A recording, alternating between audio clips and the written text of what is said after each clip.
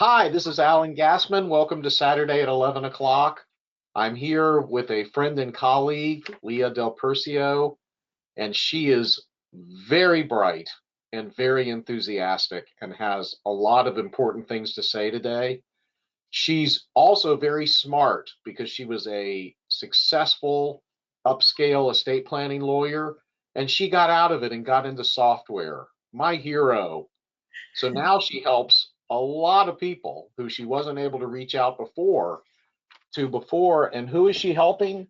She's helping lawyers and law firms be better estate planners and better trust and estate administrators.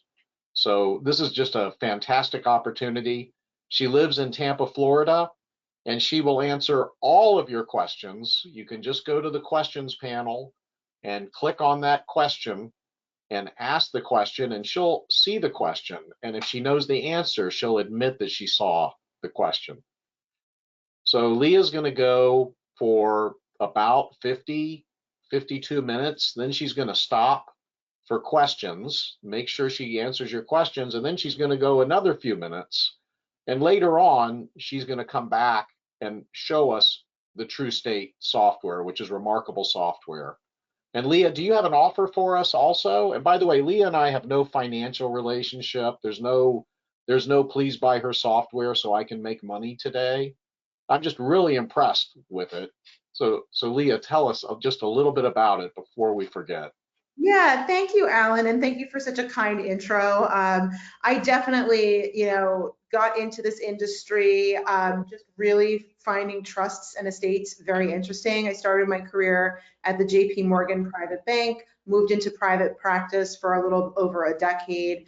And I'll get into what I do now in a moment. But as far as sort of promo codes, I do now run and founded a software company for trust and estates lawyers. It's an operational platform that helps them do everything from draft wills and trusts and deeds in all 50 states for trust funding. So from planning, drafting the wills and trusts to funding, generating bank specific forms and deeds to fund an irrevocable trust or a revocable trust, all the way through post-death administration, just from my experiences and frustrations, frankly, as a busy estate lawyer who saw a lot of inefficiency and knew my paralegals needed tools to help them do their work better, more efficiently, and with a lot less risk. So we work with over 600 law firms around the country. You can absolutely try our software out. I put a link in the chat to our learning showcase with lots of demos from my team, as well as a way to book a time with a team member to learn more about it. And then I also added a promo code. You can get $250 off, which fully waives our setup fee, Gassman 250. So feel free to use that through the end of May, and I hope to see some of you there. But really wanted to spend more time on topics that through my work with True State, I often see estate planners making errors on. And, I appreciate the compliment on saying that you think I'm smart. I certainly think that, I'm blown away by your ability to explain high-level complex tax topics and mitigation topics to so many attorneys and T&E professionals, making that work far more accessible, because I think you and I share the commonality, not only in living on the Gulf Coast of Florida, but also in finding that's the fun creative work that we get to do. And there's nothing I enjoy more. So I was actually really heartbroken to leave private practice, but I just saw this need that so many attorneys had to do their work better, drive more revenue to their firms, and just reduce the headache for their staff. And I kind of had the idea in my head and had to build it. So I was actually very sad to leave private practice. And I love doing programs like this just because I feel like it allows me to really stay close to the pulse of what other attorneys are experiencing with clients. That being said, I am excited about the topic today. It's probably a little bit more basic than what you guys are used to discussing on the program, but I think it's always good to go back to basics because I've certainly seen practitioners to forget to do certain things that can really cause headache down the line for your clients, despite how much money you've saved them in taxes through, IDGIT planning and slats and all the fun techniques that, we love to use and theorize about. So again, it'll be relatively basic, but I'm hopeful that it's going to give a lot of you just really a foundational knowledge that you can use and supplement with all the other great things that you learned from Alan. So enough about me. I've already explained who I am. I was a trust and estates lawyer. I have my JD and LLM in taxation, no shock there. Left private practice in 2020 to build TrueState. Again, operational software that's very specialized for trust and estates lawyers, helping them drive revenue to their firm, have efficiency in their practice, really with all facets of the work that they do, and going from there. Through my work in that, I've seen a lot of really poorly drafted trusts. I've seen a lot of, estates have issues during the administration process. And I'm often called in with, our membership to give them guidance when they feel like they're in a jam or they're trying to work through something or they're dealing with something, particularly on the estate administration side that's created an issue.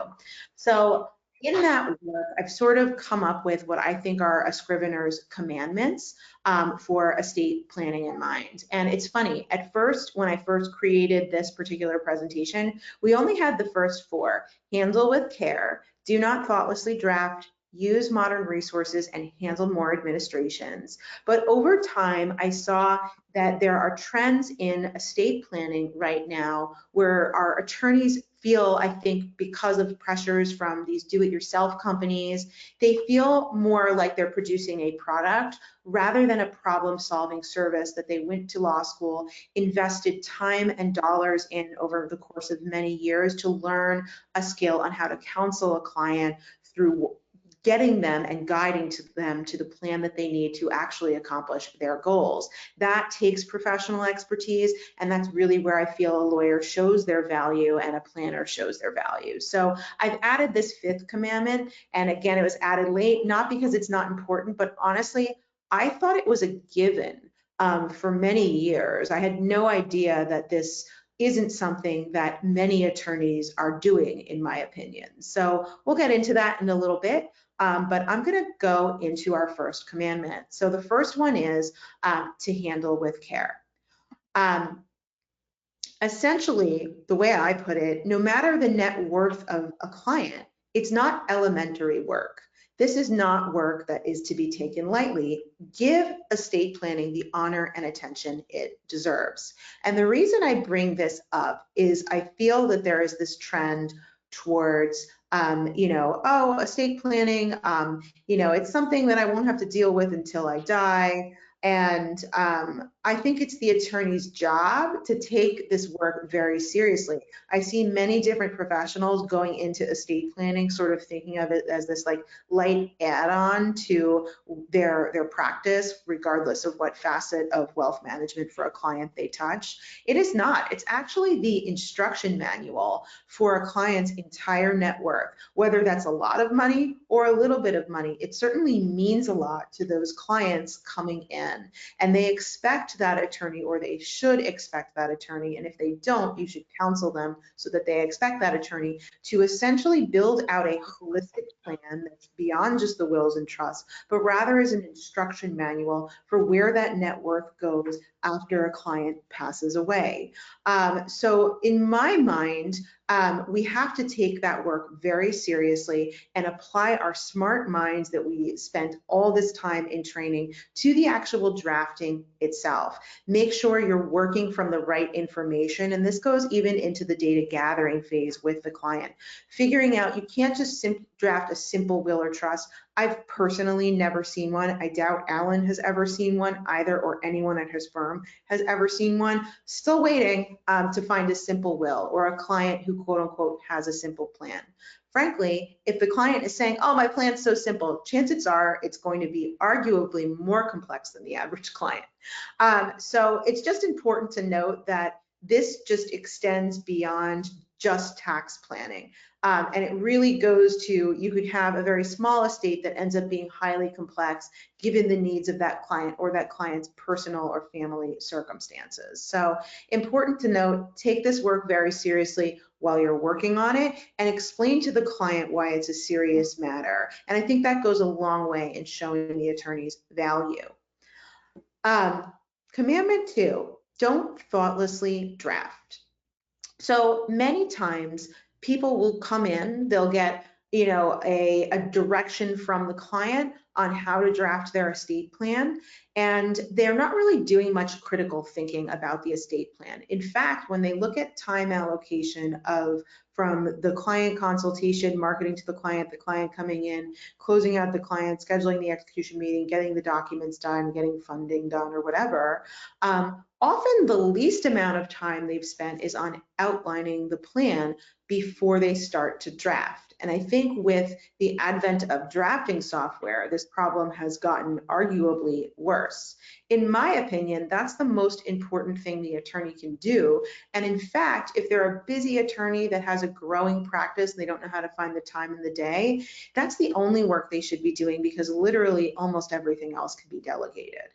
So I think it's really important to really make sure, and I find that many attorneys aren't even allocating time in that process I just explained and in that client lifecycle to actually outlining that plan. And I think we should all take a lesson, go back to basics, and remember to do that part. That's the part the client is really paying for. That's where they're going to find their value. So it's also important to note that though these documents, they may not quote unquote become active until years down the road, usually at that point in time, another lawyer is going to be reviewing and judging your work.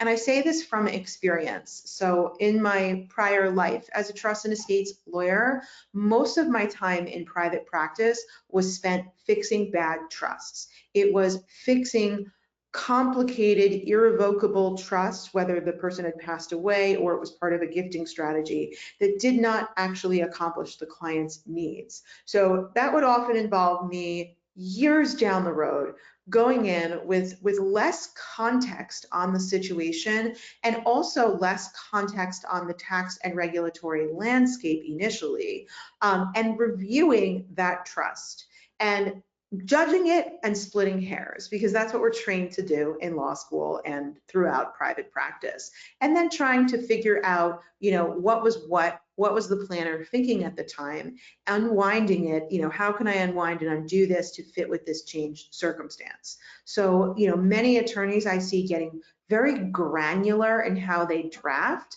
And again, because of that commandment number 5, they're not counseling the client. The client says, oh, I need a $10,000 distribution to so-and-so on the third Sunday of every fourth quarter.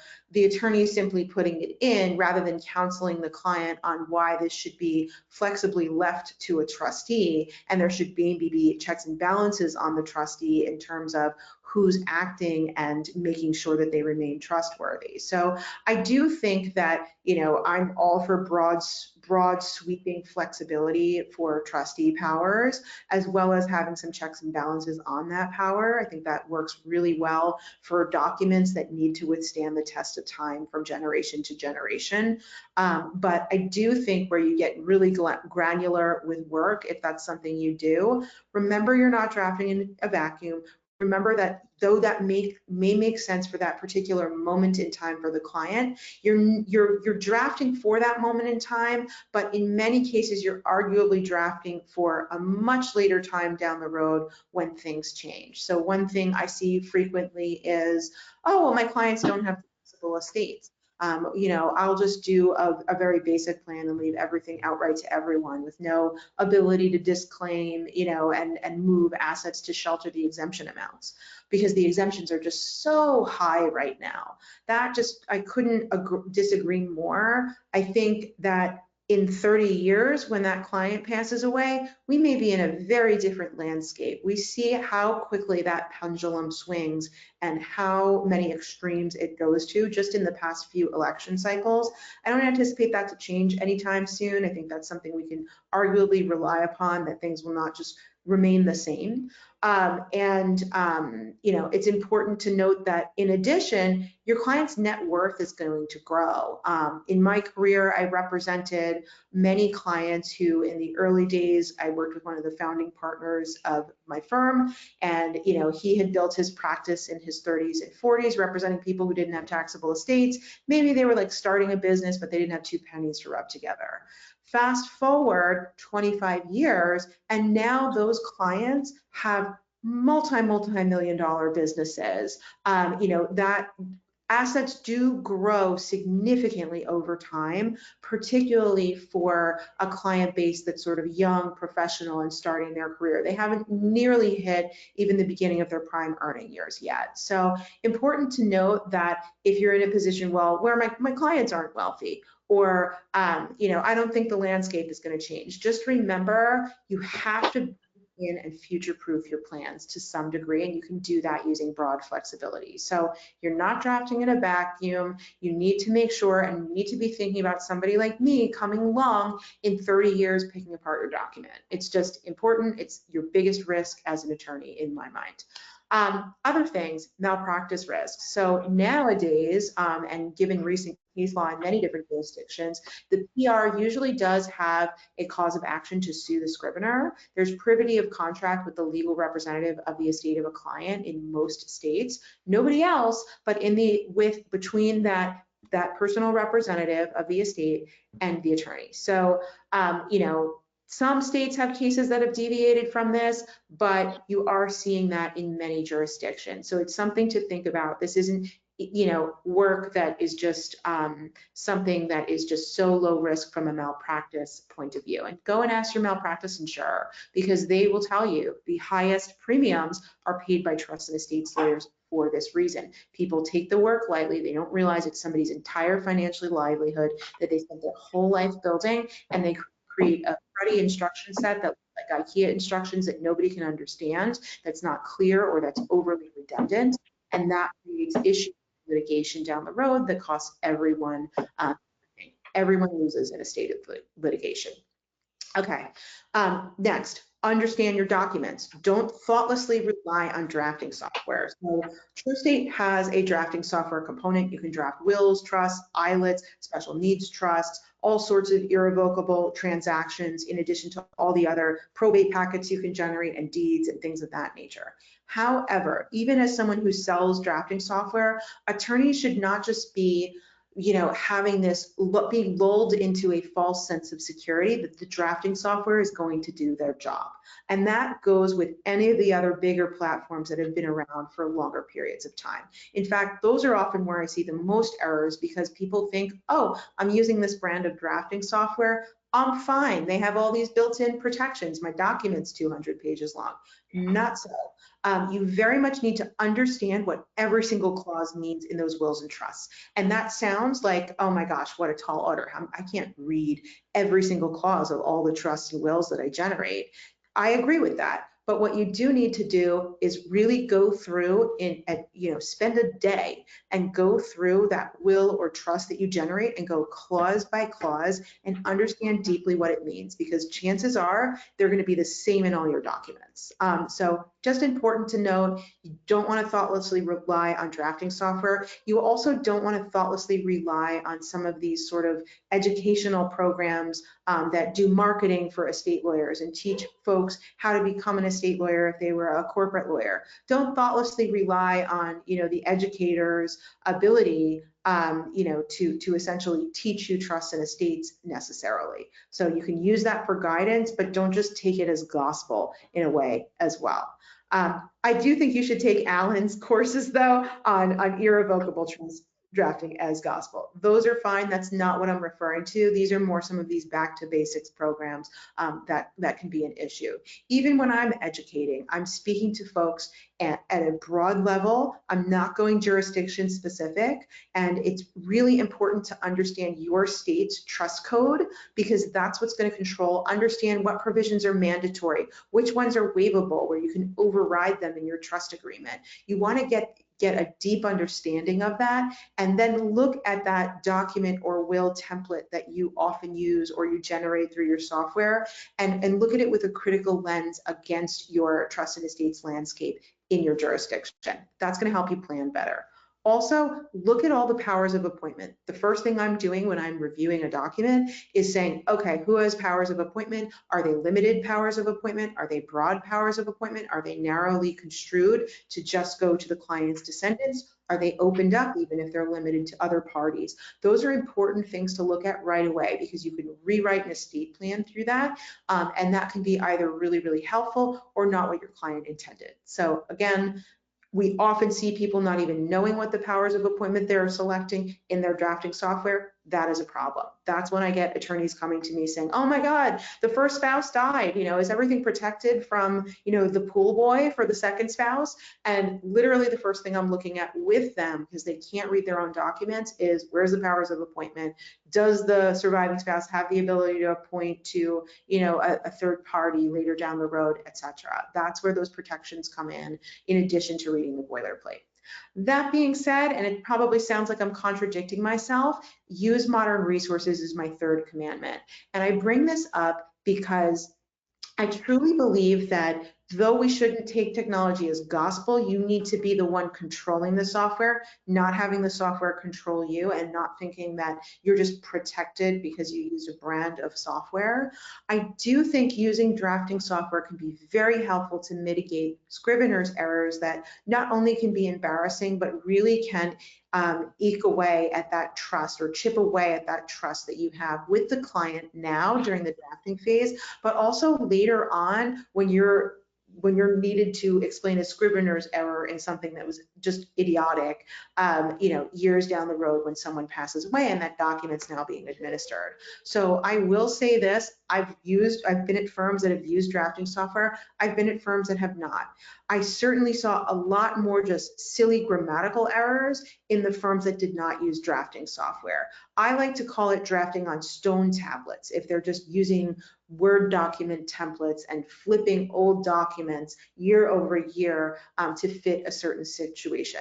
No matter how proud you are of the quality of your own language and your own templates, you will make errors. I worked for many gurus, and oftentimes when yes, their language was great, it was clear, but there wasn't a systematic way to put it in software. And what would happen is you'd need a clause used by someone several years ago, so you'd go find the document, you'd flip it, but then in reviewing the full will document or trust document, you'd realize, well, wait a second, there's tax language in here from 2007 that now I have to take out. And then there's this that I have to take out. That actually builds and cascades upon itself. So if you're flipping documents in, Microsoft Word or in your word processing program, chances are there's going to be old language that makes absolutely no sense anymore, that's somewhere in these documents that from flip to flip to flip was missed. So I'm telling you, you will make errors. I've certainly seen them, and like silly, stupid things like forgetting a waiver of bond clause in a will. And you will end up with documents with old and told language that you think doesn't matter for that client because maybe it wasn't the central focus of the engagement, but could come and bite them and be a risk to you.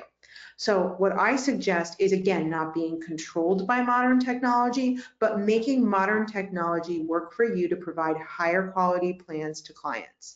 As I mentioned in earlier command, I very much believe that the attorney's time should be spent outlining the plan and not actually on a lot of the other things, and counseling the client, obviously, and corresponding with the client to some degree, though not to schedule meetings and things like that.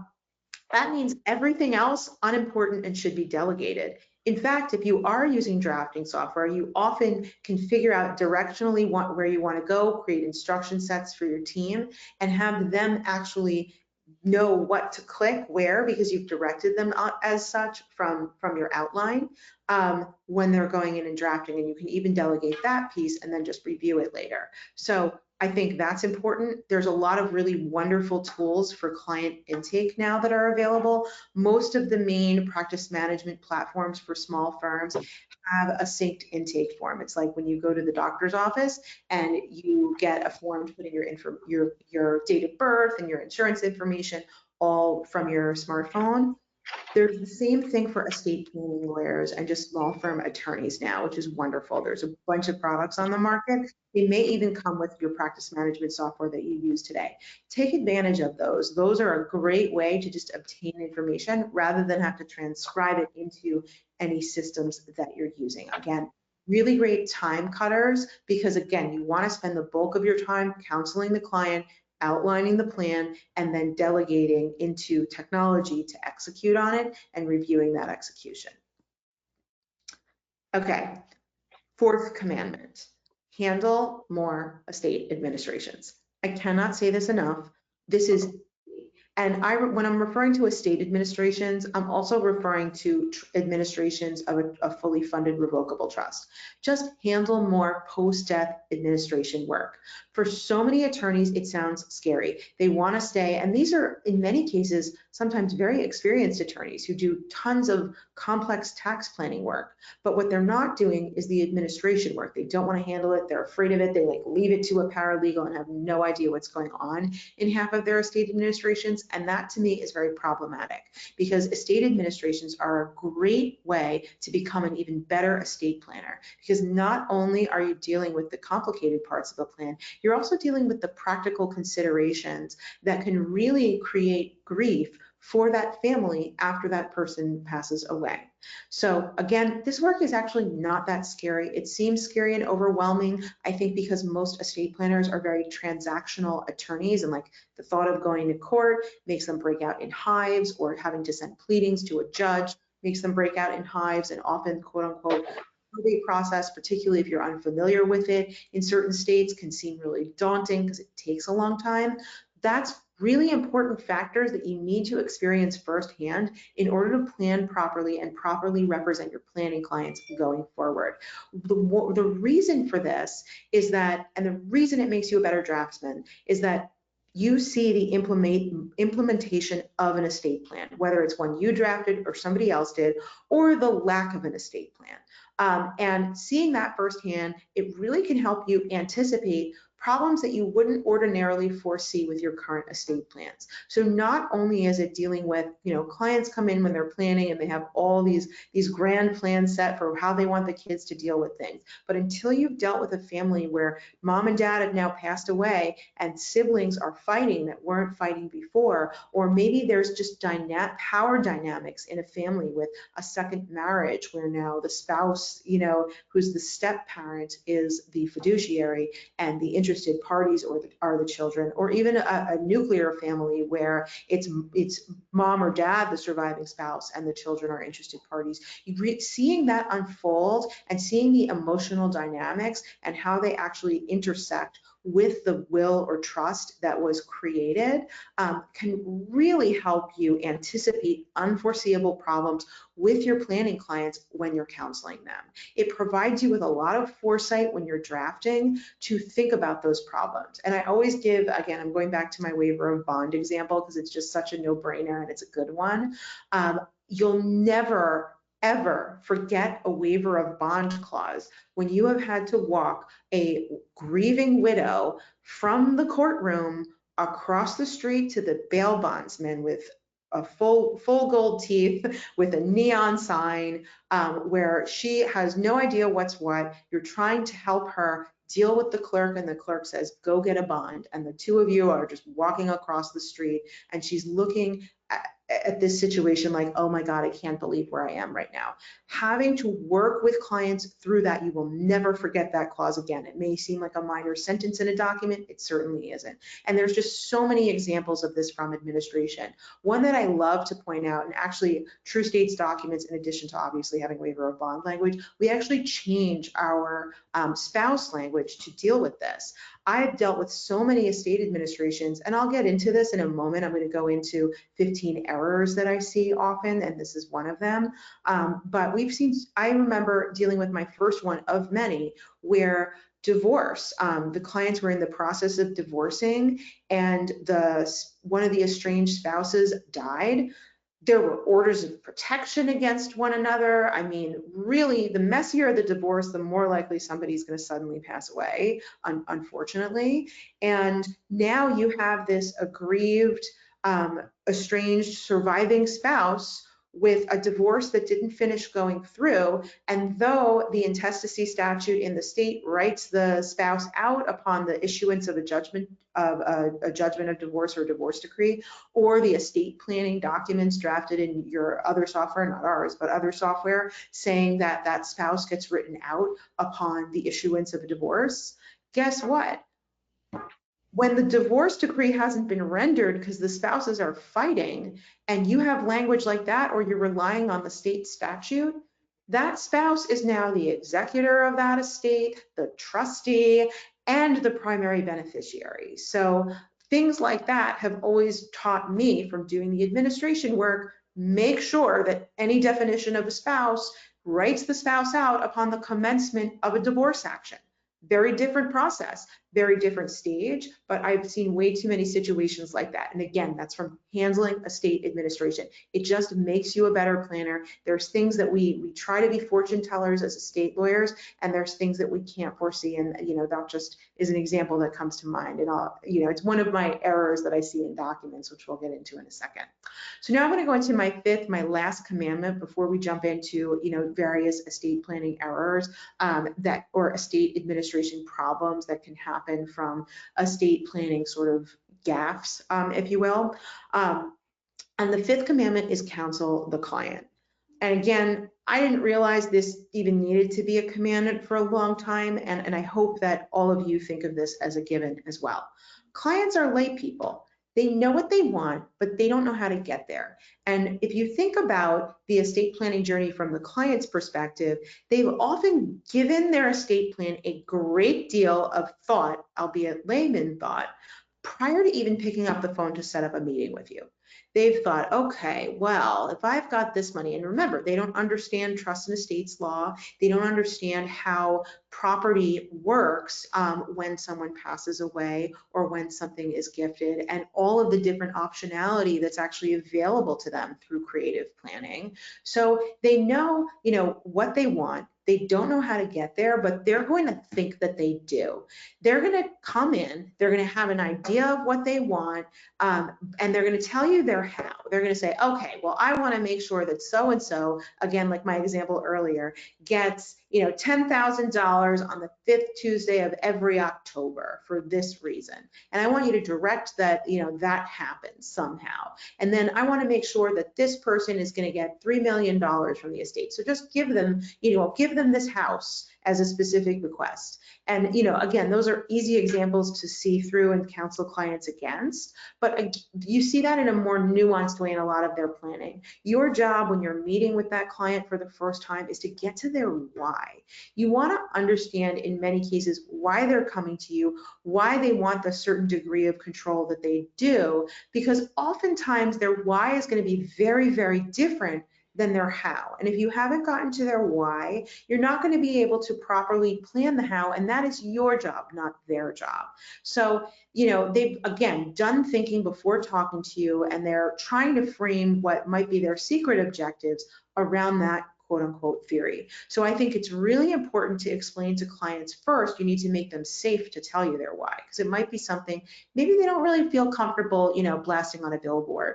You want to make sure that they know that they have attorney-client privilege with you. That is key, a key element of planning that's getting missed in sort of a lot of these modern tools that come out. Attorney-client privilege is critical here. And make them understand that it is strictly confidential and that they're in, a safe space to explain things to you. That way they're not coming to you, and I always say it's like this, they're not ordering a deli sandwich or a latte and you're their barista saying, oh, okay, I'll add this, I'll add mandatory income provisions here and this there, and discretionary to be able to buy a house for so-and-so after this date. You don't have to add any of that nonsense that's going to create issues later in many cases, where it's not needed for tax purposes, because honestly, they don't know what they're doing. They think they have some degree of knowledge around this topic, but they need to be able to tell you their why so you can build a better how for them. And that's your job. It's to counsel them to say, no, what you really want to do maybe is don't name that person as a trustee. Find trustees that make a little bit more sense and will exercise similar judgment to you once they step into your shoes, and give them the power to exercise that judgment with some checks and balances on it. And again, that can be, that's going to be a broad sweeping, broad flexibility plan that you're going to want, because that's going to withstand all of these changed circumstances. It might even be in that conversation you're walking them through hypotheticals of why this thing that they wanted doesn't work. Don't be afraid to do that. That's where you show them your value. You're not a document producer, nor will you ever be. You are a problem solver. Use your legal training and brain to solve problems. Okay. Next, estate planning done wrong. So next and last but not least, on the second half of this presentation, I'm going to walk through common complications in post-death administration, whether it be a trust administration or an estate administration, that can arise from issues within estate planning.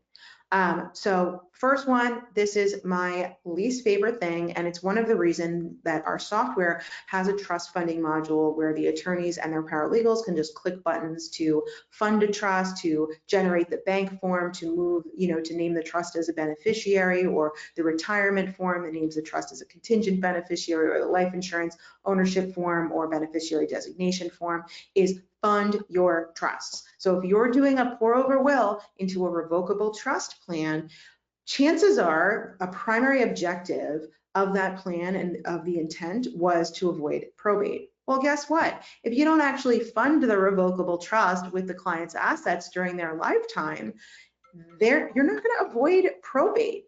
Probate is still going to happen. You're going to have to probate that pour over will and then move everything to the revocable trust, thereby negating all the planning that you did, or at least all of the structuring of a pour over will into a revocable trust plan that you did.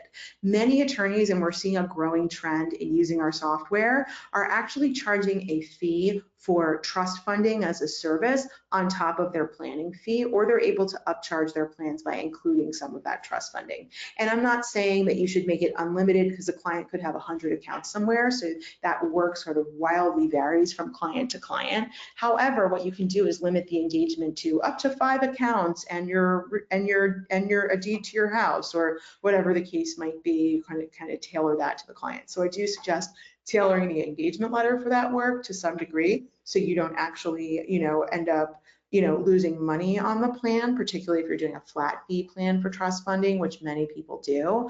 But fund your client's trust. The other thing I've noticed is that telling a client to fund their revocable trust, or just giving them a set of instructions, yes, you're taking the risk off yourself, but you're also not doing them any favors when you could actually simply just charge a fee to do this for them, because it's like telling an 8th grader to go and do their homework and leaving them alone and not micromanaging them on it. It's very rare that someone will actually be able to effectively fund their trust, and most people don't do it at all, as most of us know who have handled administrations. That's number one. And again, you can use TrueState to help you with that. Number 2 is incomplete revocable trusts. I always think of when I was in law school, I learned criminal law, and we learned about inchoate crimes. This is like an inchoate trust.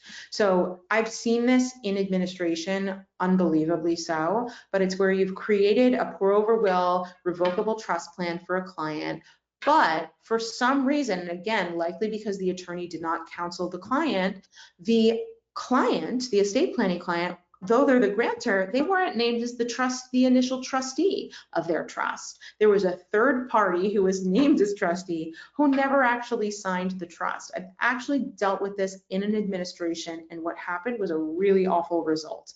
That trust was in the state where it was, which was New York State. It was considered an incomplete trust. And actually, the catastrophic clause of the pour over will is what controlled, which was left everything pursuant to New York intestacy statutes, which was a horrible result for this family that created an asset protection trust because there were some creditor issues with the surviving spouse. So now you have a surviving spouse who literally is just having to pay the government, having to pay their creditors with the inheritance, and they were surviving off of one spouse as part of an asset protection plan, but nobody actually signed the revocable trust. So when the first spouse died, it ended up really being a horrible result for that client. Again, why do it in the first place? Just make your clients grantor and trustee of their own revocable trusts. I don't see a point in having a third party be named as trustee if they've never signed the trust. And yes, you may be thinking, oh, well, what about someone who's incapacitated? POA, you're using a POA for both in many ways, and that's a slightly different scenario. But for a standard vanilla client that's lucid, grantor and trustee. So again, huge malpractice error here, but an easy fix is just to make the client the grantor and sole trustee during their lifetime, and then all the other trustees successor trustees. Our documents in TrueState don't allow you to make someone else a trustee with a revocable trust. Irrevocable trust, different story, you're gonna have different trustees, but as far as the initial trustee, all of our documents just come standard with, the grantor is the initial trustee of the trust and the current trustee, or grantors for a joint trust. Okay. Commandment number 3, specific bequests of non-probate assets. So this is, again, seen far too often, and I think one of the things when somebody has gotten a will from Trust and Will or LegalZoom or one of these other sites, you're going to see it quite a bit more. So if you're an estate litigator, expect to see this pretty frequently in the next couple of years, given sort of the advent of these like do-it-yourself tools.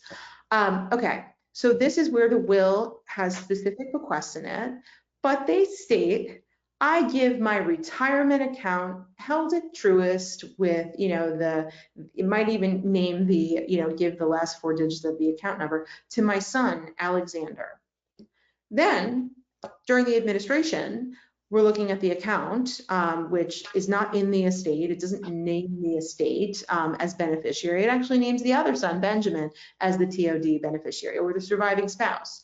Now, you have this headache. First off, obviously, the beneficiary designation is going to trump any language in that will or trust, obviously, bar none in all states.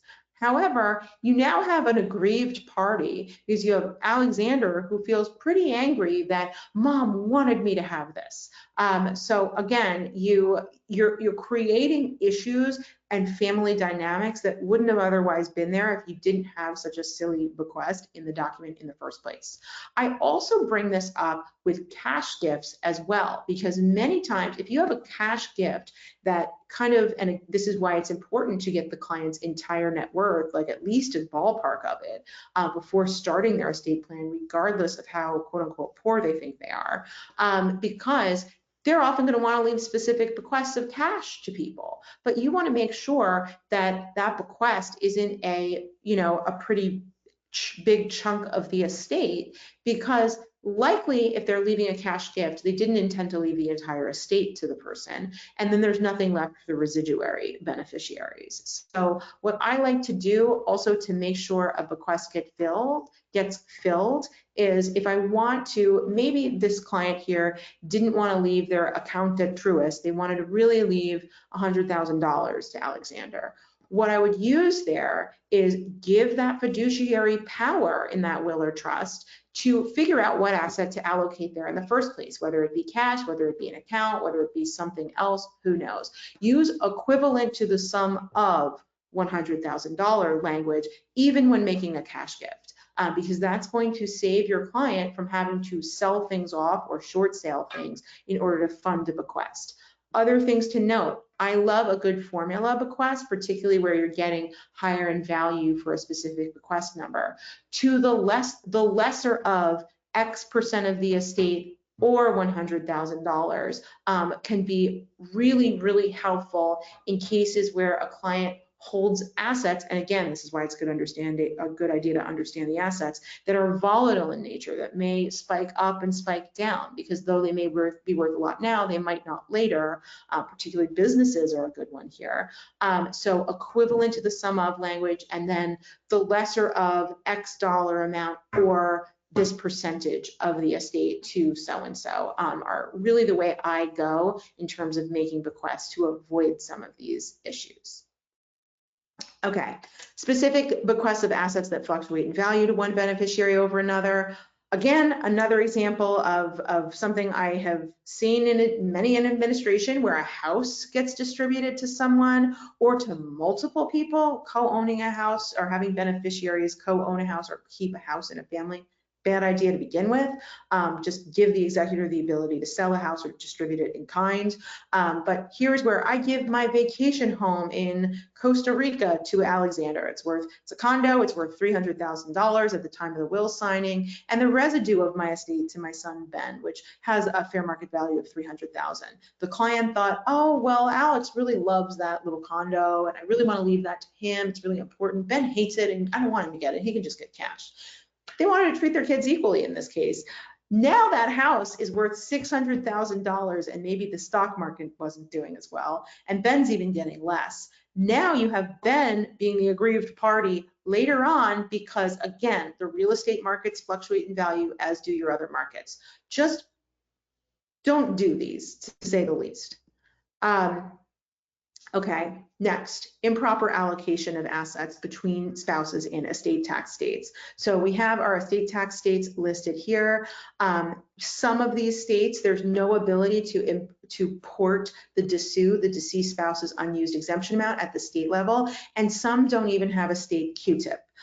So it's important to note that when you're in one of these states, you find out A, whether there's portability and whether there's Q-tip, and if there is not, for instance, New York State is a good example, you often want to make sure that you are allocating. There's often a spouse that kind of has a lot more in their own name and a spouse that has less in their name. You may want to equalize them to avoid, if that moneyed spouse dies first and now you have this, or the non-moneyed spouse dies first and now you can't port their unused exemption for state purposes over to that moneyed surviving spouse even. So again, just important to look at that allocation through the lens of the state estate tax regulatory landscape.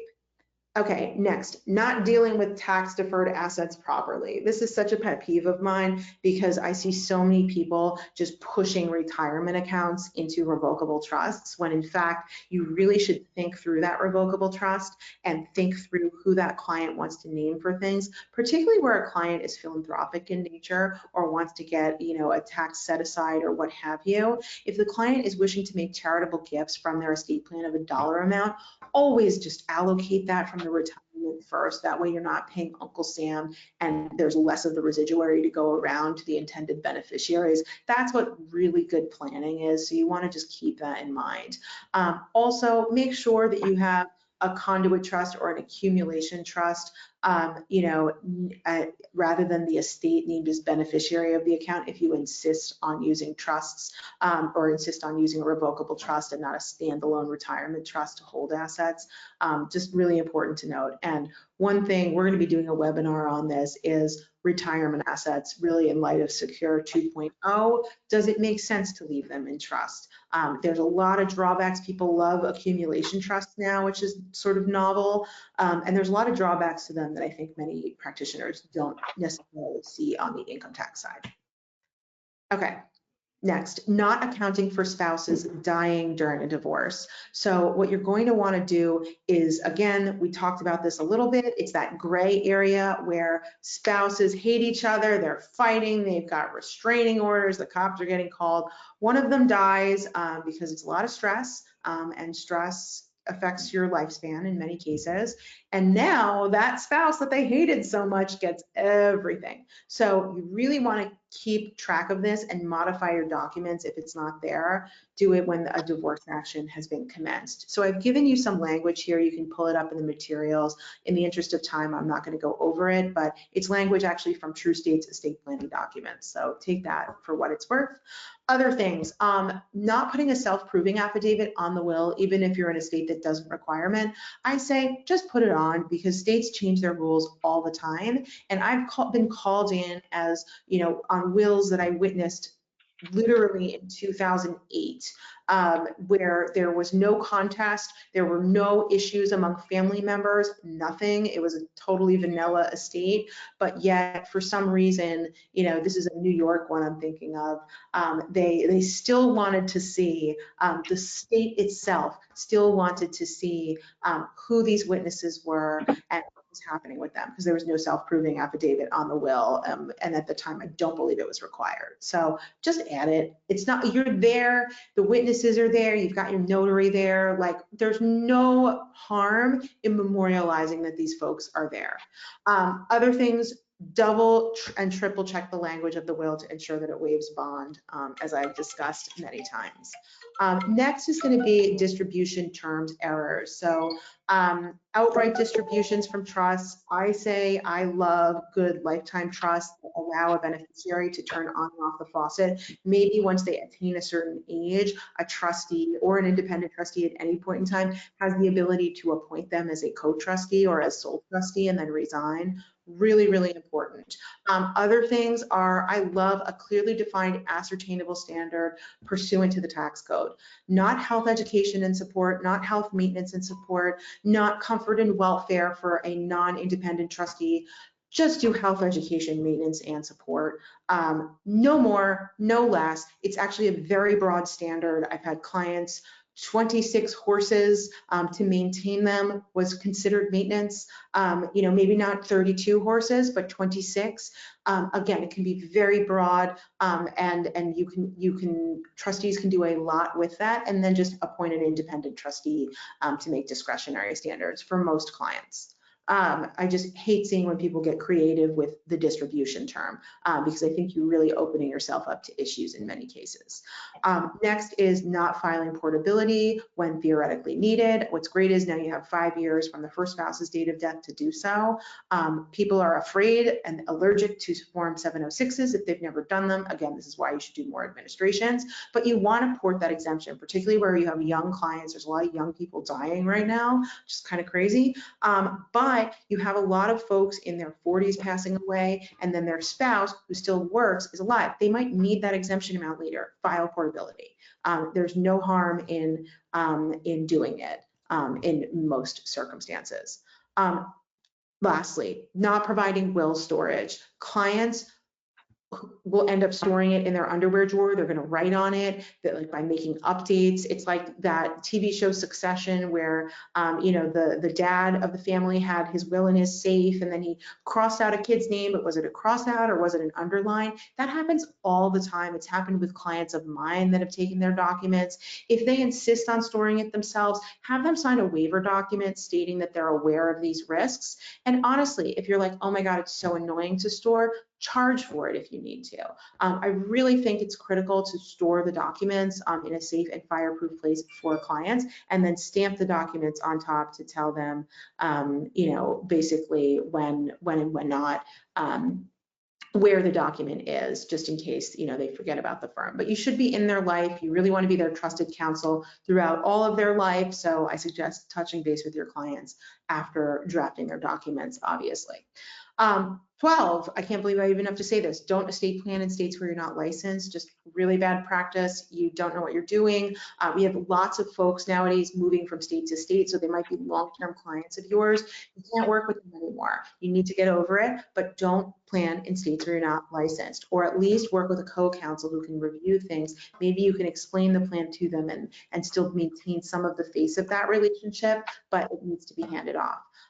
Thirdly, don't fall victim, and it kind of goes with this one. Many people think because their state's a UTC state and they understand their state's adaptation of the UTC, that the other state is also a UTC state, so, oh, the laws must be the same. if you remember your state's adoption of the UTC, it's anything but uniform. Every state's adoption of it is very, very different in critical places, and it's important to be aware of that and not just assume that because it's a UTC state that your trust and estates laws are even remotely in the same stratosphere as far as similarity. Lastly, missing an asset. So if you miss an asset in planning, again, this is why it's so important to have a holistic picture of the client's financial assets.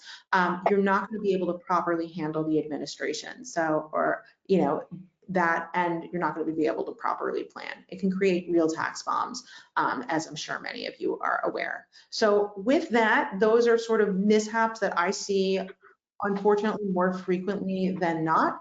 And I just want to just reiterate these commandments. So again, handle with care, regardless of the client's net worth. It may be a small client for you. It doesn't matter.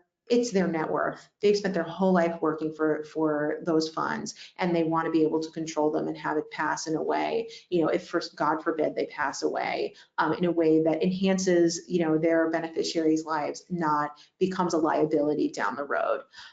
2, don't thoughtlessly draft. Again, don't just be lulled into a false sense of security because you're using drafting software, that your documents are great. You really need to understand what you're drafting. You need to know every clause, unfortunately. And again, that's not reading every single estate plan and spending hours on every single one. It's having a general understanding of what's the same across all your plans and knowing your boilerplate. 3, use modern resources, use tools. There's so much wonderful technology out there. There's my software, there's other software companies, but there's lots of ways to sort of delegate the pieces that are delegable here. And there's a ton that's delegable. I had an attorney that I worked very closely with for many years always say, do what only you can do and delegate the rest. Really important as you're growing your practice. 4, handle more estate administrations. Doing more estate administrations, it's going to make you a better planner. I can promise you that. And then 5, last but certainly not least, counsel the client. You are not working at a deli. You're not taking a sandwich order or a latte order. You are counseling that client. That's why they're paying you the big bucks. That's why they are spending money and they're working with you. You're their trusted counsel. You need to tell them when they're wrong on something. And in many cases, they're going to be dead wrong when it comes to how they think assets should pass. So it's getting to that why. That's non-delegable work that only you can do, getting to the why of the client, and then showing them why maybe the version of how that they had in their mind wasn't a good one. With that, you can reach out to me. I've again put some links in the chat to learn more about our software. And you know, feel free to email me and contact me if you like. So I'd love to answer any questions that come up. So I see, let's see, is this being recorded? Alan, that's a good question for you. Yes, everybody is going to receive in about 2 to 3 hours a copy of the recording, and you should send it to all your friends. And Leah, the comments here are outstanding. You are a very good speaker, and you've said a lot of very important things. And it's not all intuitive, is it? A lot of it's based on just experience and why the world is the way the world is. Totally. And I see one comment here, you know, as a long-term CFP, this is a chronic problem when I'm excluded from the process. I totally agree. I very much see wealth management as sort of this triangle. You have a CPA, a financial planner, and an estate planner. And I think that you can't, they all need to sort of stay in their swim lanes in a way. And really, you need that 3-person team to manage wealth effectively from generation to generation and to effectuate a plan properly. So love that comment. You should not be excluded from the process, particularly when it comes to asset growth. You know, I'm a trust and estates lawyer. I may not know what asset's going to appreciate in value to know what to fund an estate tax freeze out trust with, or things of that nature. That I leave to that financial advisor. I'm not going into their swim lane. And I think we see this issue right now where there's like this trend to blend swim lanes. And it's I think going to do our clients a disservice in many cases.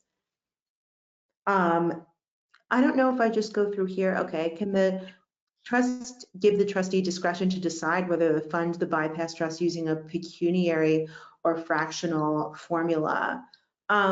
That's a good question. I think you probably could draft language like that. But, you know, I certainly think there's lots of ways to put flexibility to give an independent trustee broad discretion to do a lot of different things. Like the way I see it, Alan, and what's in True States documents are an independent trustee in many cases for tax purposes can kind of rewrite dispositions so long as the dispositive who gets what is somewhat similar. So I do think that is something that can be done. It might not be in the formula clause, whether it's pecuniary or fractional, but it might be in the trustee power like it is in our documents. So hopefully that's helpful. Next, this is a great question. Do you discuss a divorce provision with clients or treat it as boilerplate?